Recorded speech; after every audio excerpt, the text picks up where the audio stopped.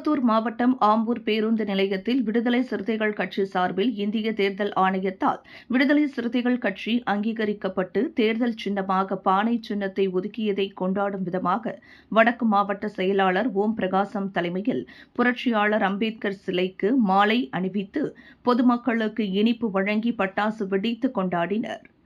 இதில் முன்னிலை வகித்தவர் மாவட்ட அமைப்பாளர்கள் யுவராஜ், நாகப்பன், நவ்ஷத், தமிழ்செல்வன், நகர செயலாளர் சக்தி. சிறப்பு அழைப்பாளர்களாக முன்னாள் மாவட்ட செயலாளர் வழக்கறிஞர் சந்திரன், திமுக ஒன்றிய செயலாளர் சுரேஷ்குமார் மற்றும் அரவிந்தன், வாணியம்பாடி நகர துணை செயலாளர் விக்கி, கார்த்திக், அணைக்கட்டு ஒன்றியம் பொருளாளர் மணிக்குமார், மதன்குமார், மகிமைதாஸ், தங்கராஜ், வினோத்குமார், ரவிக்குமார், கலைச்செல்வன், சிலம்பரசன், கட்சி நிர்வாகிகள் ஏராளமானோர் கலந்து கொண்டனர். பானை சின்னம் நமக்கு ஒதுக்கப்பட்டுள்ளதை இந்த வெற்றியும் இந்த பானை சின்னத்தையும் எழுச்சி தலைவர் அவர்கள் ஒருவரையே சாரும் அவருடைய காடலியில் இந்த வெற்றியை சமர்ப்பிக்கிறோம். விடுதலை திருப்பத்தூர் வடக்கு மாவட்ட சார்பாக